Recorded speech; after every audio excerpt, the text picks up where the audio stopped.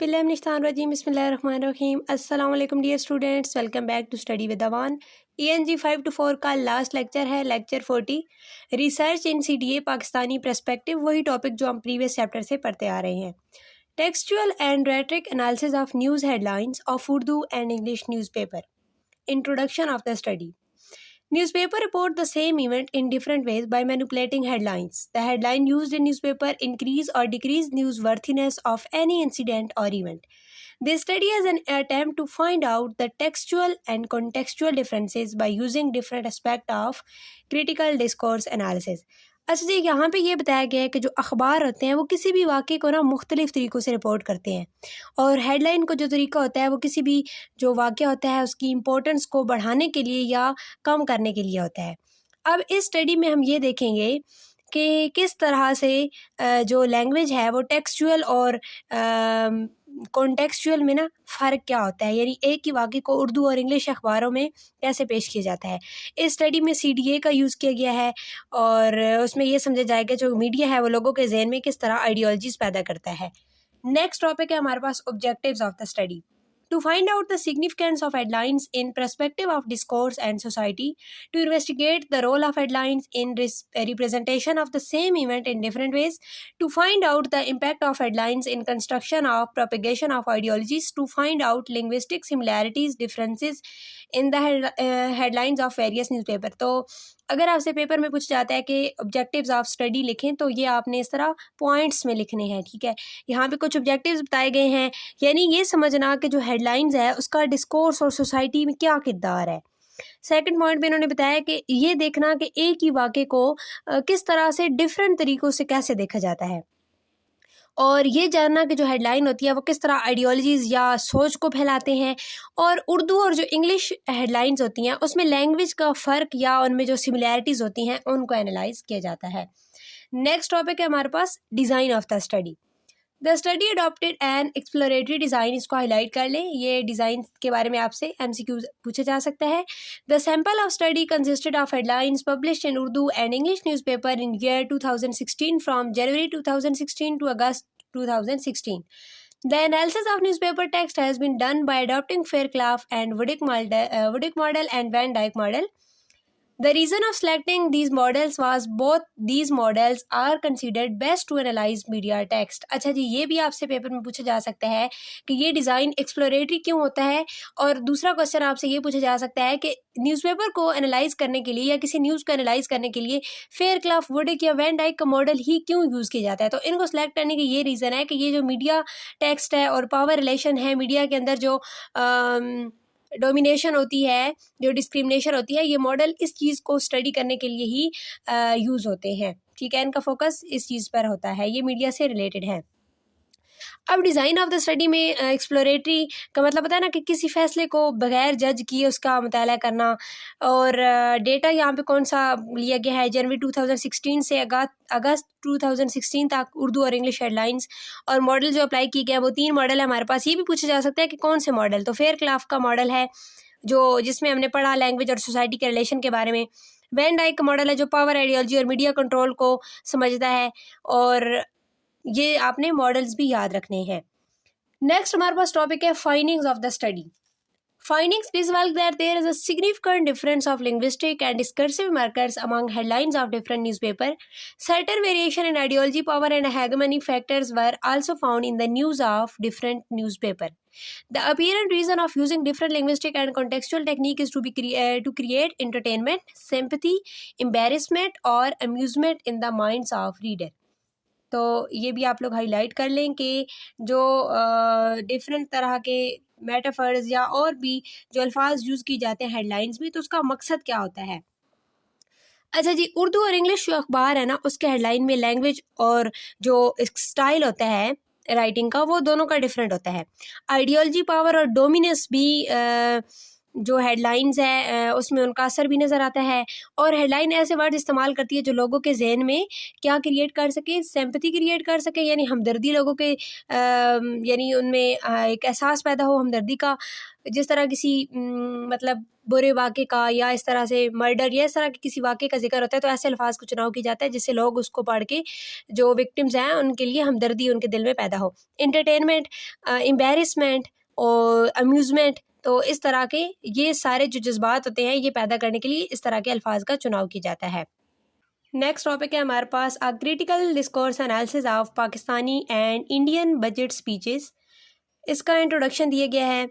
अच्छा जी, इसमें यह बताया गया है कि ये जो रिसर्च है इसमें पाकिस्तान और इंडिया की जो बजट स्पीचेस थी उनका क्रिटिकल डिस्कोर्स एनालिसिस किया गया है। अब रिसर्चर ने यहाँ पे दो तरह के जो कारपोरा हैं उनको लिया है। हाईलाइट कर ले इसको, PBS and IBS। PBS stand for Pakistani budget speeches and IBS stand for Indian budget speeches. अब इन दोनों कंट्रीज़ की जो 2009 से लेकर 2012 तक की जो बजट स्पीचेस थी उनका तजिया किया गया और इस जो एनालिसिस था इसमें किस चीज़ को एनालाइज किया गया, पार्ट्स ऑफ स्पीच को। उसमें नाउन, प्रोनाउन, एडजेक्टिव, वर्ब्स वगैरह यानी प्रेजेंट, पास्ट, मॉडल वर्ब्स। अब इनका मकसद ये था कि जो हिडन मीनिंग्स होते हैं जो बजट स्पीचेस के ज़रिए कन्वे की जाते हैं उनको समझना। देखते हैं कि इसमें मेथोडोलॉजी कौन सी यूज़ की गई। The corpus driven methodology was used for the critical discourse analysis of Pakistani and Indian budget speeches. सबसे पहले तो इसको हाईलाइट कर लें। कॉर्पस ड्राइवन मेथोडोलॉजी यूज़ की गई यानी कि डेटा को एनालाइज करने के लिए कंप्यूटर बेस्ड तरीका अपनाया गया। उसके बाद कौन से टाइम पीरियड की स्पीचेस ली गई? 2009 से 2013 तक की जो 4 स्पीचेस थी उनको कंबाइन करके ना एक टेक्स्ट फाइल बनाई गई सबसे पहले। उसके बाद जो पाकिस्तानी बजट कॉर्पस था सबसे पहले उसको एनालाइज किया गया। Corpus of Pakistani budget speeches has 4,607 types and 30,098 tokens. Types and tokens of Indian budget speeches are 5,569 and 46,147 respectively.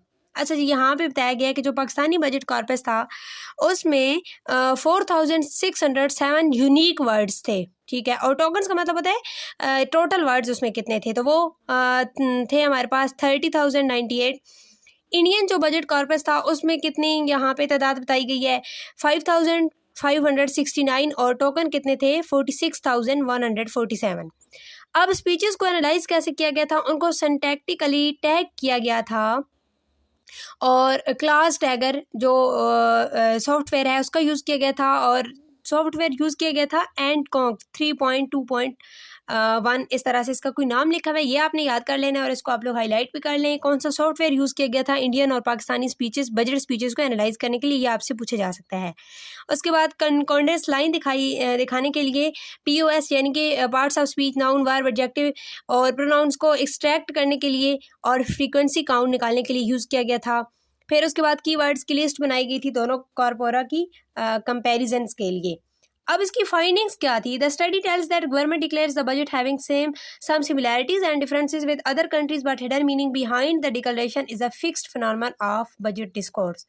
यानी कि हर कंट्री में बजट स्पीचेस में जो अल्फाज का इस्तेमाल होता है वो डिफरेंट हो सकता है, लेकिन उसके पीछे जो हिडन एजेंडा होता है वो तकरीबन ऑलमोस्ट सब कंट्रीज़ में सेम होता है, ठीक है। यानी बहुत सारी जो बातें स्पीचेस में बोली जाती हैं उनके ज़ाहिर और जो छुपे हुए मीनिंग्स होते हैं ना वो अलग होते हैं। इसी तरह से ये भी समझ में आया कि पाकिस्तान और इंडिया की जो स्पीचेस हैं उसमें कुछ सिमिलैरिटीज़ भी हैं, कुछ डिफरेंसेस भी हैं। और जो बजट का डिस्कोर्स है ना वो एक ऐसा प्रोसेस होता है जहाँ लैंग्वेज के ज़रिए आइडियोलॉजी और जो पॉलिटिकल गोल्स होते हैं उनको फ्रेम किया जाता है। Language, media and ideology, critical discourse analysis of Pakistani news bulletin headlines and its impact on viewers. Television is a penetrating medium capable of creating false consciousness among the viewers. सबसे पहले तो इसको हाईलाइट कर लें। TV एक ऐसा तासुर रखने वाला मीडियम है जो लोगों के जहन में गलत सोच या फॉल्स कॉन्शियसनेस पैदा कर सकता है। This study examines the ideological construction and Pakistani news bulletin headlines and there impact on the viewers. अब ये स्टडी जो है ये पाकिस्तानी टीवी बुलेटिन जो है उसका क्रिटिकल डिस्कोर्स एनालिसिस करती है। अब देखते हैं कि इसका पर्पस क्या है और यही मोस्ट इंपॉर्टेंट क्वेश्चन है इस टॉपिक में। The purpose of this exploratory study is to advance the research on Pakistani electronic media's news headline, their framing, and examination of the role of ideology in their news construction. This research has explicated the ideological construction through Fair Club framework for critical discourse analysis, compared the different Pakistani news channels, Extensive text as well as selective intertextual and socio-cultural analysis have been carried out along with the assessment of impact of news headlines on viewers through a questionnaire. अच्छा जी, इस study में basically मकसद क्या है, यहाँ पे ये समझने की कोशिश की गई है कि जो न्यूज़ हेडलाइन है वो किस तरह से आइडियोलॉजीज़ या लोगों के जहन में एक नज़रिया या एक सोच किस तरह से पैदा करती है, और जो व्यूअर्स होते हैं उन पर इसका असर क्या होता है, और जो फेयरक्राफ्ट का 3D मॉडल है वो यहाँ पे अप्लाई किया गया है, उसके ज़रिए एनालिसिस किया गया है और 3 मुख्तलिफ पाकिस्तानी न्यूज़ चैनल्स का कंपेरिजन किया गया है। अब यहाँ पे मेथडोलॉजी कौन सी यूज़ हुई है, टेक्सचुअल और इंटरटेक्सचुअल, यानी किस तरह से जो सोशो कल्चरल एनालिसिस है वो किया गया है, व्यूअर से क्वेश्चनएयर के जरिए डेटा कलेक्ट किया गया है, उनकी राय ली गई है और उनका फीडबैक लिया गया है। अब रिसर्च से फाइंडिंग्स क्या आई हैं हमारे पास। The analysis of news headlines reveal that Pakistani news headlines are infused with varying ideologies and power relations. The responses of the viewers reveal their dislike for entertainment-oriented, exaggerated, unfair, and moderately informative headlines of news channel. इसको highlight कर लें, मैंने यहाँ पे highlight नहीं किया कि headlines का जो पाकिस्तानी टीवी बुलेटिन का जो एनालिसिस था उससे क्या हमारे पास फाइंडिंग्स, क्या रिजल्ट सामने आए थे, जो क्वेश्चनएयर के जरिए उनसे डेटा कलेक्ट किया गया था। अब उसमें ये देखा गया है, उसकी जो फाइंडिंग्स हैं वो ये हैं हमारे पास कि जो न्यूज़ हेडलाइंस होती है ना उसमें मुख्तलिफ आइडियोलॉजीज़ और पावर रिलेशंस होते हैं। इसके अलावा व्यूअर्स को एग्जीग्रेटेड यानी मुबालगा आराई से भरपूर जो खबरें होती हैं ना और अनफेयर और एंटरटेनमेंट बेस्ड जो हेडलाइंस होती हैं वो पसंद नहीं है। तो इस हवाले से भी घुमा फिरा के या एक कॉन्सेप्चुअल सा क्वेश्चन आपसे पूछे जा सकते हैं कि व्यूअर्स को कैसी न्यूज़, कैसी बुलेटिन पसंद है, तो ये आपने याद रखना है। Language and power Nexus, a critical study of Pakistani political discourse. The study presents a critical view of the speech delivered by Prime Minister of Pakistan Yusuf Raza Gilani on May 9, 2011. This study is an analysis of speech to see how certain linguistic features have been used to take people in confidence with the help of most important political position. अच्छा जी, यहाँ पे जो है prime minister Yusuf रजा जिलानी की एक speech का critical discourse analysis किया गया है। अब ये स्पीच कौन सी थी, कहाँ पे की गई, असल ऑडियंस कौन थी, आइए देखते हैं। The present study is a qualitative in nature. सबसे पहले तो ये जो एनालिसिस है, ये जो स्टडी है ये क्वालिटेटिव थी नेचर में. A critical approach has been to analyse this speech and some features of critical discourse model presented by Norman Fairclough were selected to look closely into the text. अब इसको analyse करने के लिए Norman फेयरक्लॉफ का model use किया गया था, 3D model. The speech was delivered in the Parliament House in front of the speaker. However, the analysis revealed that the speech was meant for both the addressees present at the time of the speech and amused masses. यानी कि जो ये वाली speech थी इसमें ये वैसे parliament में ये स्पीच दी गई थी, लेकिन इसके जो सिर्फ वहाँ के लोगों के लिए नहीं थी ये, बल्कि पूरी आवाम के लिए थी. अब स्टडी का मकसद ये देखना था कि किस तरह लैंग्वेज का जो यूज़ है उसके ज़रिए लोगों का कॉन्फिडेंस हासिल किया जाता है, और ये स्टडी क्वालिटेटिव थी. देखते हैं कि इसकी फाइंडिंग्स क्या थी. It was found out that the pronouns we, our were constantly used to shift the responsibility on some external factors groups, whereas I was used to show assertion and authority and also in order to digress the discussion from the topic. ये वैसे भी आपसे पूछे जा सकते हैं कि जो प्रोनाउन है I उसका क्यों यूज़ किया जाता है, एंड वी और आवर का यूज़ क्यों किया जाता है. The solidarity is shown towards the mass to get their support, and defense is shown towards the allies who are accusing the government of fraud and nefarious ploy. Mystification was performed at the number of places to hide the truth or to claim the truth alternatively. अच्छा, ये सबसे पहले we और our के जो pronoun है इनका use किया जाता है जिम्मेदारी को किसी और पर डालने के लिए, एक्सटर्नल फैक्टर्स पर, और आई का यूज़ होता है अथॉरिटी दिखाने के लिए और कभी कभी मुद्दा बदलने के लिए भी इस्तेमाल किया जाता है. इन ग्रुप वर्सेस आउट ग्रुप का क्या मतलब है कि हम और वो, ये कॉन्सेप्ट है. इसमें बेसिकली सपोर्ट हासिल की जाती है अपने और दूसरे, अपने ग्रुप को ना पॉजिटिव दिखाया जाता है.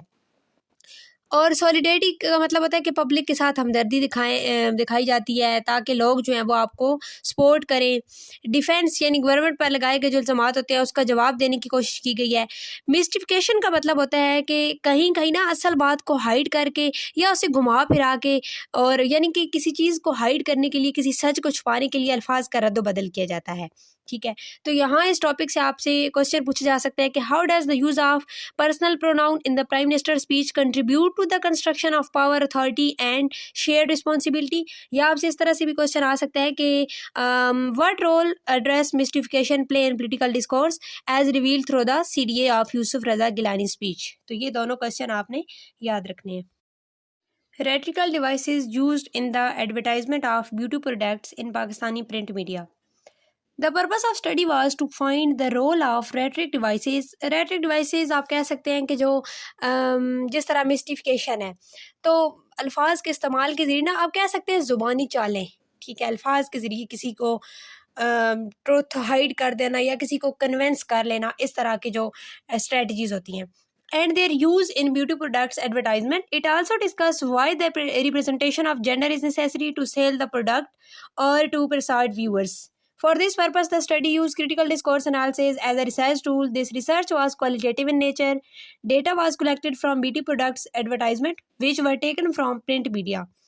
The advertisements were collected from 3 Dawn English magazines and 3 Mag English magazine over a period of 3 months, April to June 2018.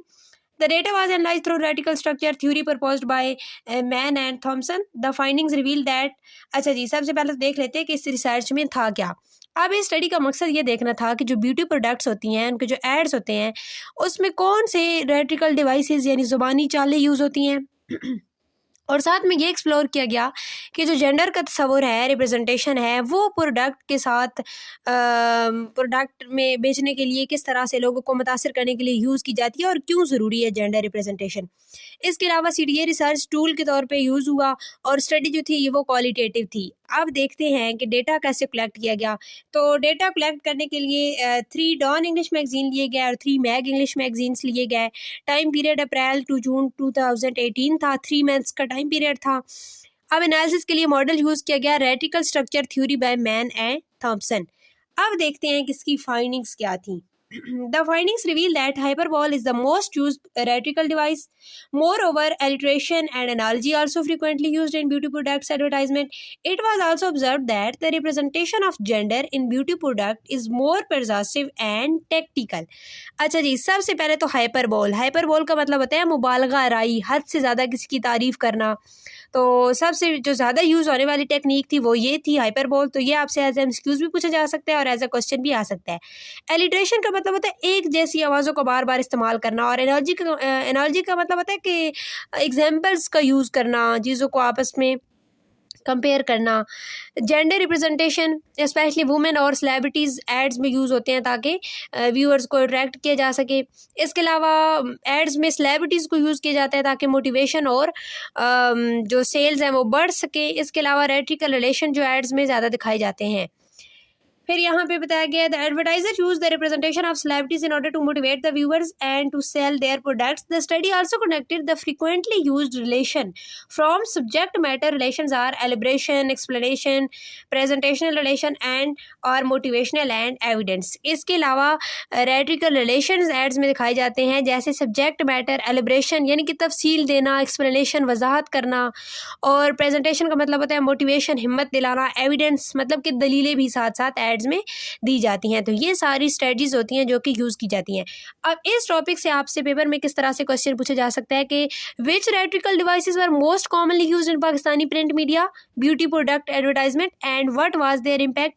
या आपसे इस तरह भी पूछ सकते हैं कि how does gender representation contribute to the beauty product advertisement according to finding of the study. या क्वेश्चन को ना वो आगे पीछे करके थोड़ा घुमा फिरा के आपसे पूछ सकते हैं। तो बेसिकली आपको कॉन्सेप्ट का आइडिया होना चाहिए। तो ये थी हमारी ENG 524 की फाइनल टाइम सीरीज़ जो अल्हम्दुलिल्लाह कंप्लीट हो गई है। आपको ये सीरीज़ कैसी लगी है कमेंट सेक्शन में लाजमी बताइएगा। इंशाल्लाह फाइनल टाइम्स के करंट पेपर्स भी आपके साथ शेयर किए जाएंगे डेली बेसिस पे। तो अगर आप चैनल पे न्यू है और आपने चैनल को सब्सक्राइब नहीं किया तो चैनल को सब्सक्राइब कर लें ताकि लेटेस्ट अपडेट्स आपको मिलती रहे। मिलते हैं किसी नई वीडियो में नए टॉपिक के साथ। दुआ में याद रखिएगा। अल्लाह हाफिज़ and best of luck for your exams.